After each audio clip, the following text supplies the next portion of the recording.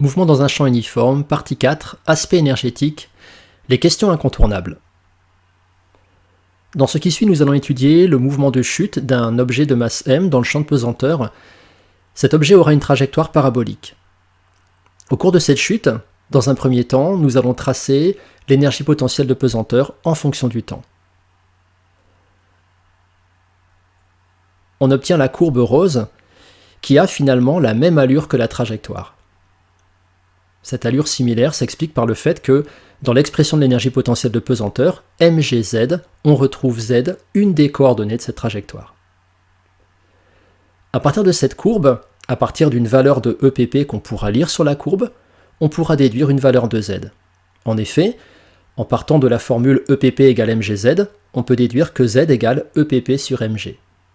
Ainsi, quand on regarde l'énergie potentielle initiale, ici qui vaut 0 joule, on peut déduire que l'altitude initiale vaut 0 mètre. De même pour la fin, l'énergie potentielle finale vaut 0 joule, donc l'altitude finale vaut 0 mètre. Pour l'altitude maximale, on aura EPP max qui nous permettra de calculer cette altitude, Z max égale EPP max sur mg. D'une façon générale, sur cette courbe, pour n'importe quelle valeur de l'énergie potentielle, on pourra calculer l'altitude. Dans ce cas particulier, l'énergie potentielle initiale est différente de 0, donc l'altitude initiale est différente de 0. La question est, quelle est l'allure de la trajectoire? Pour savoir d'où part le mobile, il suffit de calculer z initial. Z initial est égal à l'altitude initiale qu'on pourrait noter h, qui serait égal à EPP initial sur mg. Graphiquement, on va avoir une trajectoire avec un mobile qui démarre d'une altitude h. Si maintenant on trace la variation de l'énergie cinétique en fonction du temps au cours du mouvement du mobile, on obtient ce type de courbe.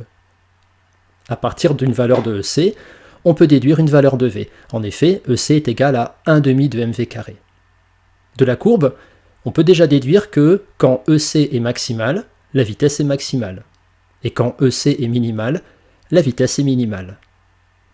Pour n'importe quelle valeur de EC sur le graphe, à partir de la formule 1/2 de mv carré, on peut déduire la vitesse qui sera égale à racine de 2EC sur m.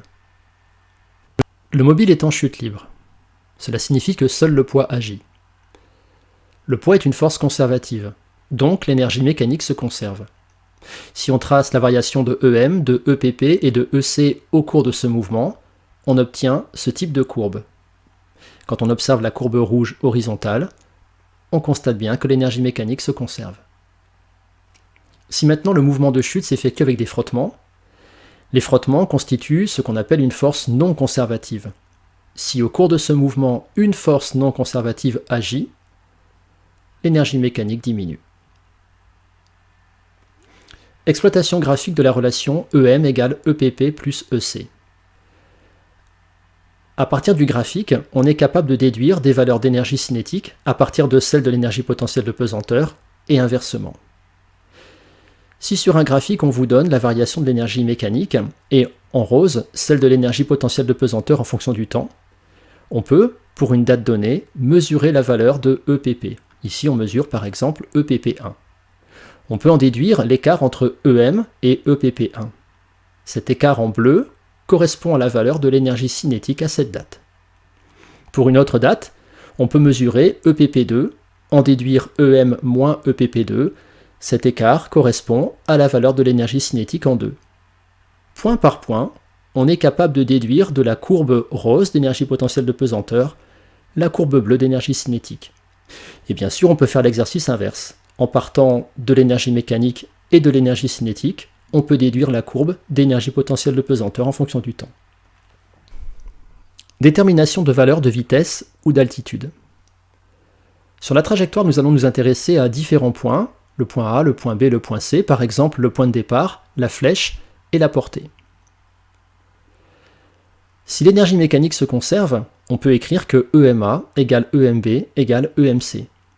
Graphiquement, bien sûr, on va retrouver les valeurs de EMA, de EMB, de EMC égales. En partant de cette lecture graphique, EMA égale EMB égale EMC. L'expression de l'énergie mécanique peut se faire en fonction des énergies potentielles de pesanteur et des énergies cinétiques. On obtient alors une égalité entre ces différentes énergies pour les points A, B et C. On peut aussi développer l'expression de chacune de ces énergies. Cette fois-ci, on va obtenir une égalité dans laquelle sont mélangées les altitudes et les vitesses de chaque point. Si le graphique des énergies n'est pas donné, mais si on nous dit qu'on a un mouvement de chute libre. Dans un mouvement de chute libre, par définition, l'énergie mécanique se conserve. Donc, si on s'intéresse à deux points A et B, pas forcément le point de départ ni la flèche, n'importe quel point sur la trajectoire, EMA égale EMB. Sachant qu'on a un mouvement de chute libre, seul le poids travaille. On peut très bien appliquer le théorème de l'énergie cinétique sur le déplacement AB. Et dans ce cas, on écrira que ECB moins ECA est égal au travail suivant le trajet AB du point. En développant le travail du poids, on va écrire mg ZA moins ZB. Et on va obtenir, soit en partant de la conservation de l'énergie mécanique, soit en partant du théorème de l'énergie cinétique, une relation très importante pour la suite, qui sera mgZA plus 1 demi de mva carré égale mgZB plus 1 demi de mvb carré. À partir de cette relation, on peut répondre à deux questions classiques. Par exemple, déduire l'altitude d'un point. Si pour un point donné de la trajectoire, pas forcément le point de départ, on connaît l'altitude, ici c'est le point A, ZA, on connaît la vitesse, VA. Si pour un deuxième point de la trajectoire, le point B, on connaît la vitesse VB. Avec ZA, VA et VB connus, on peut déduire ZB. Dans la relation précédente, on va simplement isoler le terme en ZB, on va simplifier par mg, et on aura l'expression de ZB en fonction de ZA, de VA et de VB. En partant de cette relation, on peut aussi déduire une vitesse en un point. Si on connaît ZA et VA, si on connaît ZB, on peut déduire VB. Dans l'expression, on va isoler d'un côté du signe égal la vitesse VB, on va simplifier par 1 demi de m, puis on va tout placer sous une racine carrée. On obtient l'expression de VB en fonction de VA, de ZA et de ZB. Voilà, le cours est fini. Vous pouvez revoir pour réviser.